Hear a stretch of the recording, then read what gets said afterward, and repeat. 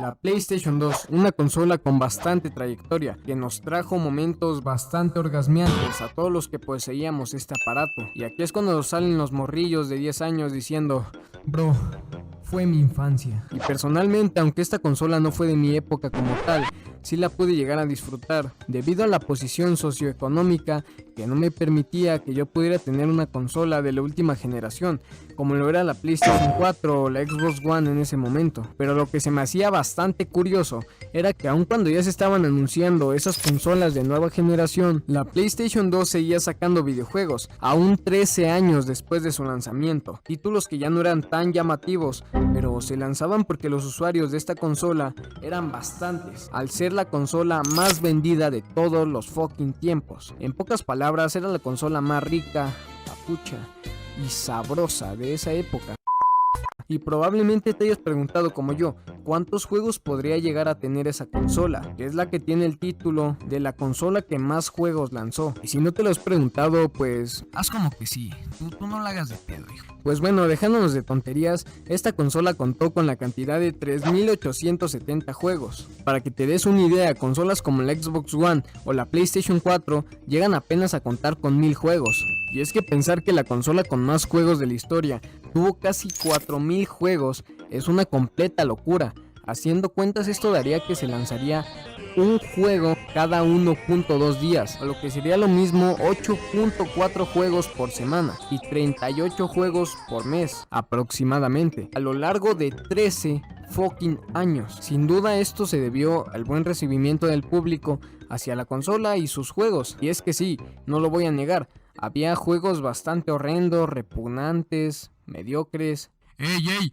No te escribas. Bueno, entre tantos juegos que realmente no eran tan buenos, había bastantes que, vaya, que eran demasiado ricolinos. Eran una obra de arte, como lo fueron la trilogía de GTA, Final Fantasy XII, God of War, Resident Evil 4, Bully, Gran Turismo, los FIFAs, como no, aquí puro FIFA de corazón, entre muchos otros.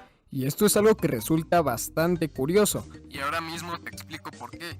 Y es que la PlayStation 2 en general era una consola que para los desarrolladores les resultaba algo difícil programar sus videojuegos para sacarlos en la PlayStation 2, como lo era por ejemplo programar un videojuego para la Xbox clásica, su competencia directa, que resultaba mucho más fácil sacar un videojuego ahí, ya que era casi como una computadora, cosa que la PlayStation 2 no era. Aún así, si las empresas de videojuegos querían que su videojuego fuera un éxito rotundo, la única opción que tenían era sacarlo para la PlayStation 2, ya que bueno, fue la consola más vendida de todos los tiempos, tal vez porque los usuarios ya tenían cierta confianza con la antecesora de la PlayStation 2, como lo fue la PlayStation 1, o tal vez por sus grandes exclusivos, o quién sabe, eso ya te lo dejo a tu criterio. Y en fin, todos estos juegos, por lo menos aquí en LATAM, eran disfrutados en su mayoría a través de medios completamente legales, guiño guiño. Sí, entendí la referencia.